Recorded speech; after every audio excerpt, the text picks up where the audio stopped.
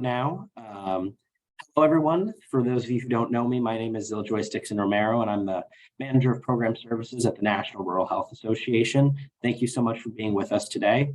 Myself, along with our Chief Executive Officer, Alan Morgan, will be going over a little bit of the rural health landscape, as well as covering some of the health equity components and the rural oral health initiative that we oversee to sort of give you a lay of the land of how we are seeing rural oral health as it currently stands.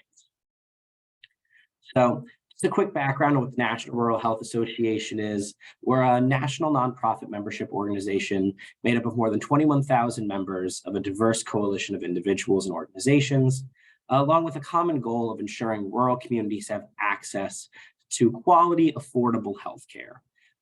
For NRHA, our mission is pretty simple. It's to provide leadership on rural health issues and elevating the voice of rural communities nationwide. And that can go everything from taking on policy initiatives all the way down to community grassroots engagement and hoping to elevate those rural voices and make them louder. So to start us off briefly, we're going to go ahead and start by discussing rural oral health opportunities, as well as some health equity strategies that we at NRHA have taken on and ways that we've developed a strategic framework to help elevate health equity internally and externally. So for our framework to achieve health equity, NRHA identified 8 strategic priorities as an organization that we are continually working towards. These 8 priorities, which I'll go a little bit more in depth about, are aimed as sort of a North Star for us in engaging our communities in health equity. Now, I don't need to tell this group that there's an array of health equity needs that are being elevated on the healthcare field as it stands right now. But these 8 priorities are more of a way that we can sort of guide ourselves when it comes to diversity, equity, and inclusion, while also not forgetting the impact that rural has in that as a diverse voice. So I'm going to go ahead and start off with our first point, which is making health equity a priority. Well, all of you know this is a whole run and gamuts of priorities that are going on right now. But for more than 27 years, NRHA has conducted a rural health equity conference, and it's one of the only ones of its kind in the nation that focuses exclusively on health equity issues for rural Americans. And so what exactly does this mean? It's a way that we can advocate as well as program for and making sure that issues and topics that are relevant to health equity in rural communities are addressed. This means for a lot of our membership, as well as anyone who really wants to engage in health equity, that we're making it a priority for the rural setting. These health equity priorities are often guided by our health equity committee and our council that helps direct what's influential things that are going on the ground. Second, NRHA looks to strengthen the role of leadership. I want to sort of leave this all with you, or at least this thought, that NRHA is finding new ways to engage community leaders, but as we sort of hit this endemic for a lot of individuals, a lot of key rural health leaders are transitioning out of their current roles, and we are needing to find new ways and new leaders to engage in the often forgotten communities. It's critical for our success to find growth and rural influence through our rural health leadership fellows and foundation programs, but also empowering the next generation of rural leaders on the ground. So that's sort of our next step in trying to find new, diverse, and equitable ways to strengthen the role of rural leadership on the ground, as well as at our leadership level. For NRHA, our Rural Leaders Foundation has been an arm and key way of empowering our organization to stay afloat and also looking to the impact that health equity leaders are and can provide for us, as well as providing context for many of our leaders nationwide. The third of the 8 strategic points is engaging communities through humble inquiry. As you know, there's a lot of programming that goes on in many of our organizations, but we really want to cover the issues and topics that are relevant to addressing rural health equity. NRHA does not just collaborate with a broad spectrum of rural healthcare interests, but we find that rural healthcare is a broad spectrum of healthcare interests.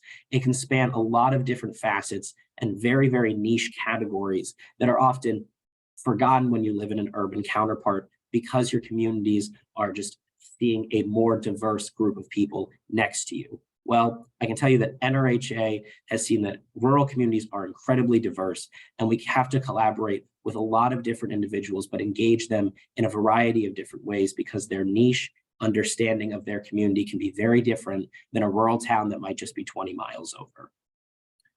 So on the next slide, we're going to look into the fourth of our 8 points, which is supporting data and infrastructure and analysis. So what this means is that NRHA understands that there is a lack of data that is out there. Well, NRHA is proud to have our Journal of Rural Health, which is now moved in the top 10 of ranked health policy and services publications. This quarterly publication finds ways to engage the community who is actively seeking data on the ground for rural, oral, and rural health across the board. As well as we look to the All of Us research program collaboration that NRHA is engaging on. This helps us find out what is happening on the ground as we develop better and broader understanding of communities that have been often forgotten. Our 5th point is tackling the tough issues. When it's appropriate to take the stand on a series of issues, NRHA wants to utilize the impact of our voice to show that not only is rural a broad spectrum of what spans 80% of the rural geography of the United States, but it impacts the voice that we bring to the table. NRHA in 2020 was proud to report a timely statement on condemning racism, but also in subsequent years has been able to look at our unique lens and push the issues of rural is not just a group of people that are often whiter, older, and should be forgotten about, but are a group that needs to be on the forefront of tackling issues because we are a diverse group of people. Next, we'll move on to making health equity a part of our standards and operating procedure. NRHA has a proven track record of advancing policies and systems through our Health Equity Council. Our council aims to highlight issues related to rural and underserved populations while discovering why certain groups have been disenfranchised. But NRHA doesn't want to just look at this from an internal perspective. We want to look at how it's impacting people externally. NRHA staffing practices are inclusive and diverse, but we want to look at ways that other organizations are able to elevate voices that are often forgotten, while looking at recommendations to look through representatives and healthcare policies that can be elevated to establish a better policy for health disparities nationwide. This has included NRHA's access and border health issues, engaging community health workers, adding inclusive materials on maternal, mental, and LGBTQIA issues, as well as finding ways to make our Health Equity Council more prolific and more representative. Additionally, moving on to our 7th point, NRHA is creating programs for policy sustainability. Now, what this has a lot of facets and a lot of ways that NRHA has looked at this, but looking at it, we at NRHA have looked at the gaps in policy that need to be addressed. NRHA has released policy papers on oral health and health equity, but specific issues that are timely in facing our communities. This can be mental health, suicide prevention, data and privacy, LGBTQIA representation, and many more. It's all aimed to trickle down to expand services that have access and real implications to our rural communities. And finally, our 8th point within this section about health equity is developing a robust pipeline. For more information that's coming on our Faces of Rural campaign that is set to launch at the end of this year, there are more accurately highlighting the diversity that rural America represents. This is sort of our 8th point and our way of saying at the end of all of this, that you can tell that there is a premise to that rural is a diverse population.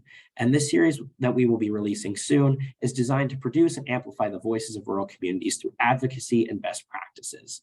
The goal is to spotlight and empower rural communities through conversations about high quality, accessible local healthcare. Well, you're probably asking yourself now, Zil, well, there's some great strategic points when it comes to health equity, but this is all breaks down to oral health, isn't it? You're absolutely right. Now you've got your veggies. Now you can have your sugar-free candy as we talk about Health Equity Council and how that transitions to our oral health needs and population. So NRHA created the Health Equity Council and Conference, formerly the Multiracial and Multicultural Health Conference and Committee, highlighting issues related to rural understandings and often underrepresented populations. These LGBTQIA veterans, homelessness, rural residents, as well as multiracial and multicultural members was a way for NRHA to spotlight and plan representation for our rural communities so that they can address the current issues that they're facing. So with that helped us spotlight a need that we had been often missing, which is the oral health programs. So 9 out of 10 dentists recommend you should see our Rural Oral Health Initiative webpage. About 5 years ago, NRHA began a partnership with CareQuest to spotlight a very serious gap in oral health. Our initiative aimed to find four key components that we could specify and focus on and develop programs and policies that could help elevate rural oral health care. So the initiative is focused on 4 key components. A, policy. Policy is within this program is to develop special rural oral health interest group to guide NRHA as well as our partner organizations on what legislation and regulatory barriers are out there and how we should target and address those in the future. This has provided lots of dividends, including getting information within legislation as well as regulatory updates in the past few years. Second is communications. And within the communications sphere, NRHA's aim is to disseminate rural oral health information, as well as develop compendiums of best practices that we can send out to our members that can then engage their communities on the grassroots level. Next is education. Integrating rural oral health tracks within NRHA conferences has always been critical to us, as it's a way to elevate the rural healthcare communities, but as well when it comes to oral health, giving people a space to discuss strategies that they can then take to be utilized by their states, as well as their state rural health associations, their state offices of rural health, and as well as educating members who may be sort of oblivious to the fact that oral health may be niche, but is very much impact and can have huge healthcare dividends on individuals in these communities. And finally, our focus with this initiative is research. We want to advance rural health-related research and policy that takes a look at oral health care, and we are happy to see that there has been an elevation of research since this initiative has started, as well as when I get to talking about successes, the compendiums that we have been able to produce and circulate within our Journal of Rural Health, as I mentioned earlier. Well, speaking of successes, let's talk about some of them that have come within the Rural Oral Health Initiative. I don't have to tell this group that rural populations have a lower dental care utilization, lower rates of insurance, higher rates of poverty, less likely to be accepting of water fluoridation, and countless other examples that urban counterparts tend to have a degree of higher access to. But NRHA saw all of this not as an issue, but as a way to elevate education, programming, and help raise the stakes for rural care. So in 2020 and 2017, NRHA had an all call for compendiums of rural oral best practices. These best practices compendiums have been found ways to elevate serious issues that are happening in the rural communities as it pertains to oral health. These roughly 30-page documents have replicatable programs that we hope that other rural communities can see, discuss with these individuals that created these practices, and then duplicate them in their own rural communities. These have been widely successful and distributed amongst a variety of different individuals nationwide. Another success within this initiative has been our Smiles for Life's partnership. The national oral curriculum has been able to cover the relationship between oral health and systemic health. NRHA partners with Smiles for Life to spotlight the needs of these rural communities and continues to find ways that we can engage Smiles for Life, but engage the rural communities on curriculums that can be elevated to the national level. Additionally, NRHA partnered with RHI Hub to create a national rural oral health toolkit. This curriculum has helped many members identify and implement rural oral health programs within these communities. A series of modules has been able to take individuals through the outlooks of rural oral health programs, as well as giving resources to individuals in a variety of different areas. This toolkit has provided lots of positive feedback to us, and has been circulated hundreds of times through the RHI Hub. Now, on a more specific and micro level, NRHA has covered in the past year, seeing that there was a gap for individuals who were engaging in rural policy, engaging in oral health policy, but found that there was a lot of overlap between the two on a variety of different ideas and programs and policies that needed to be addressed.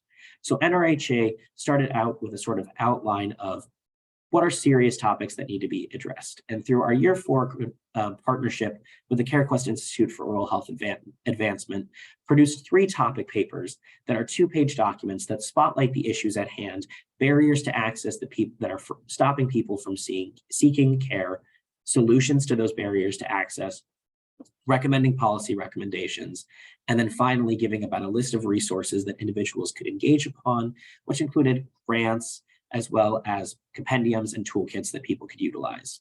In 2022, NRHA circulated our coverage, telemedicine, and workforce topic paper and collaborated with a series of subject matter experts to help push those along, as well as engage in conversations surrounding them. Now, in 2023, NRHA aims to release yet another series of topic papers on 3 more niche topics that overlap the rural and oral divide. And speaking of subject matter experts that we've engaged with, these 3 topic papers have helped us a lot in discussing key issues with the Open Network. The Open Network is a partnership that NRHA is happy to have collaborated with and continues to collaborate with.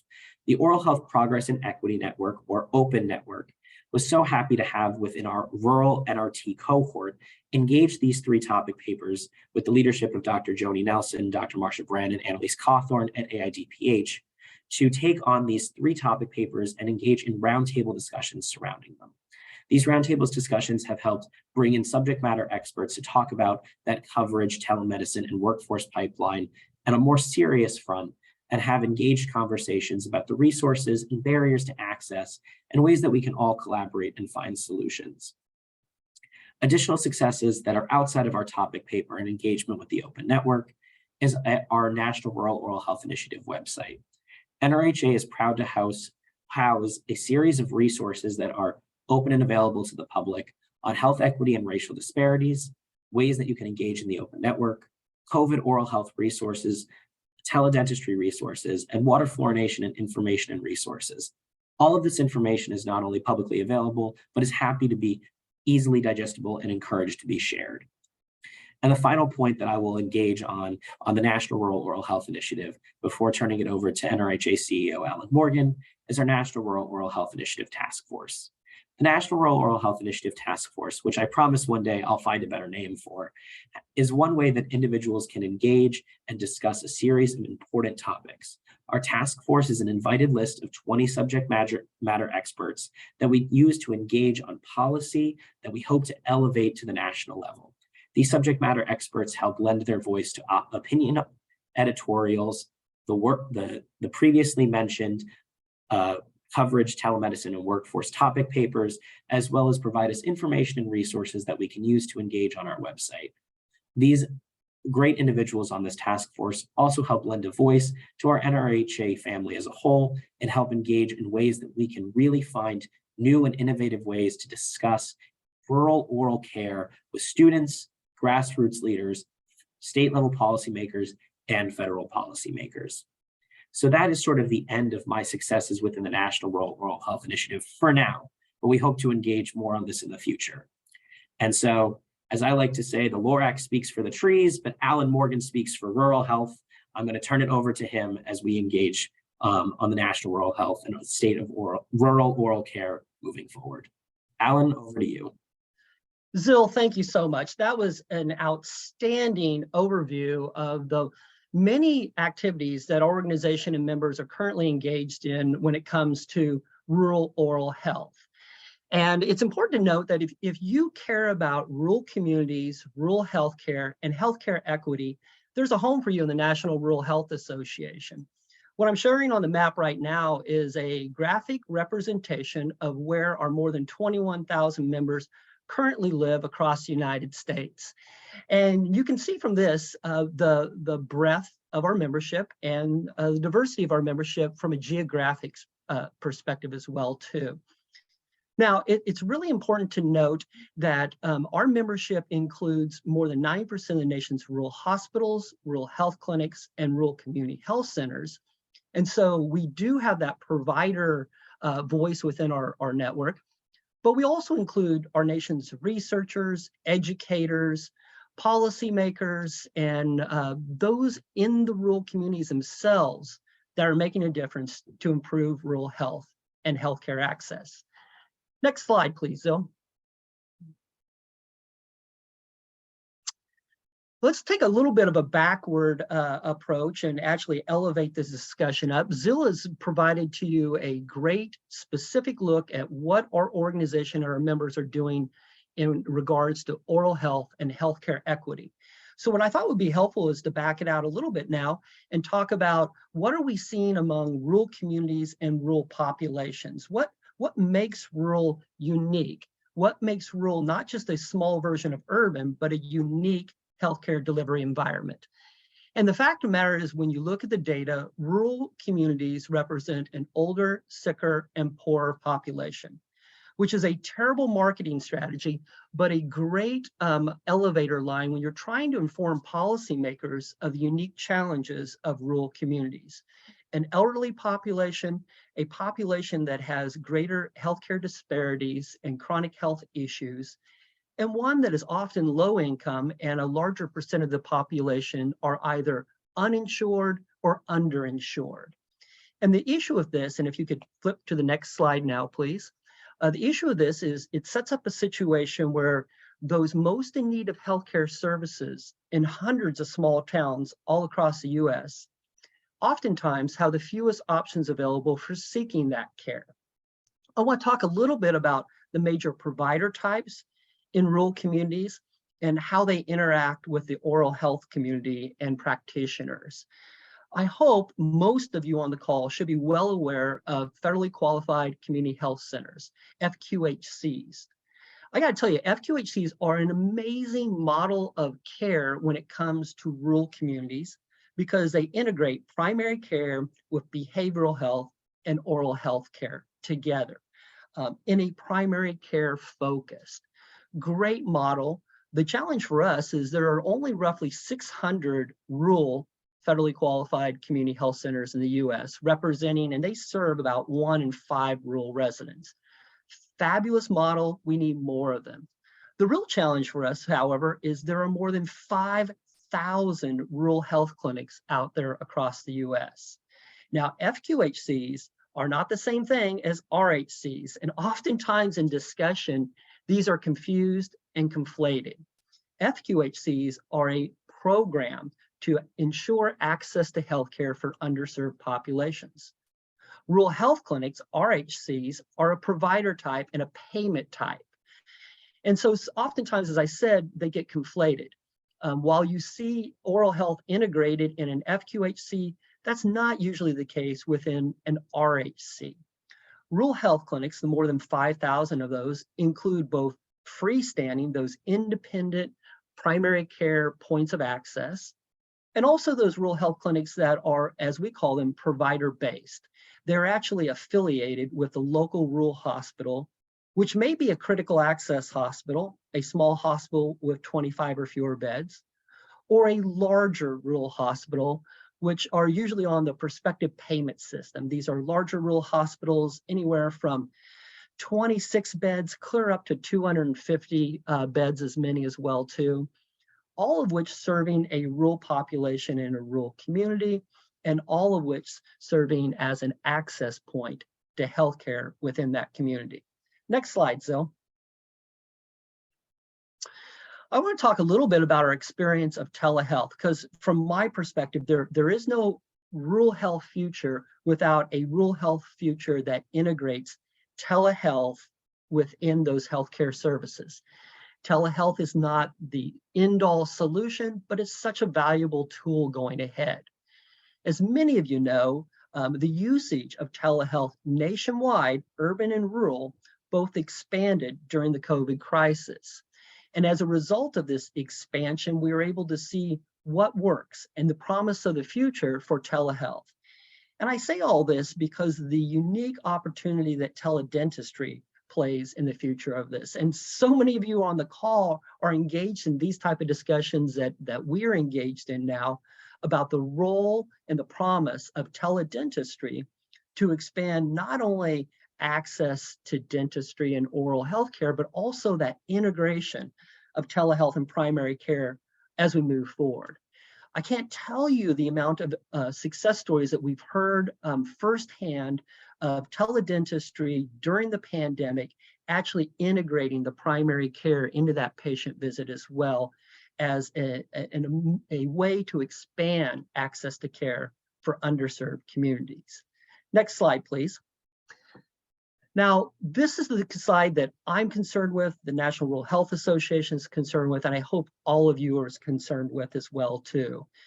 What you're seeing here is both a look at telehealth, rural and urban, pre-COVID, during COVID, and post-COVID. And I'll call your attention to the first graph on your left of your screen, which is a look of urban. And this is a story we all know because we've heard about it many times. During the COVID crisis, telehealth utilization expanded. It has dropped off somewhat, but it's really started as a pushing this opportunity forward as an expanding healthcare services post-pandemic. What I really want to call your attention to, and it certainly is a clarion call for all of us, is the slide on the right. This is the telehealth experience among rural populations, pre-COVID, during COVID, and as we're coming out of it. This is problematic to say the least. And it's not the story that we've all heard in the national news. The challenge, and if you work in rural communities, you know this, is a lack of broadband in many rural communities across the US is still providing an insurmountable barrier for the further adoption of telehealth services, which have to happen as we move forward as a country. The major barrier, of course, is broadband. A secondary barrier are reimbursement levels. Obviously, we hear about that. And of course, the willingness of both patients and providers to adopt a telehealth option going ahead. I just want to highlight this again because this is a challenge that has to be addressed if we're going to see the future for rural healthcare and rural health dentistry as we move forward. Next slide. So not surprisingly, as a result of this, you see a tremendous amount of legislation being introduced in Congress and at state levels to try to ensure that rural patients are not left behind. And as we wrap up this presentation today, I just want to call your attention to both the promise, the obstacles, and the practice that we're currently seeing out there in our efforts to improve oral health care coverage and expansion in rural America. Next slide, Zil. And so with that, I want to thank everyone for joining this very important presentation today and allowing us from the National Rural Health Association to provide our perspective and our view on what's happening currently in the state of oral health care when it comes to rural communities. Appreciate the opportunity and thank you very much. Thank you so much, Alan and Zil. This is great information. We do have a question in the chat, and I think we have time for this question.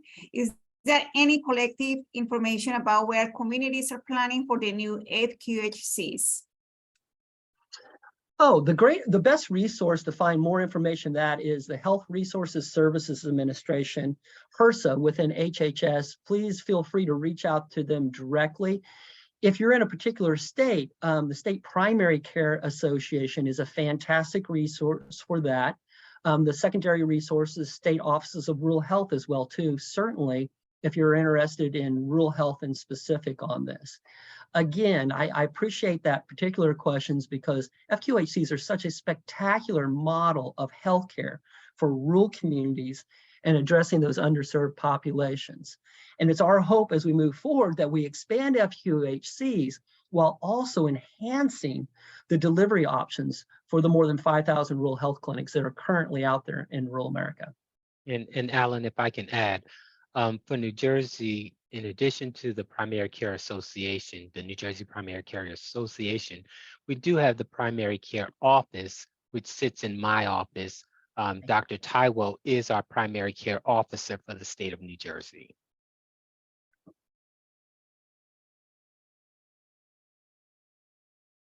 Thank you, Dr. Hornsby. And so we are going to move to a 20-minute break.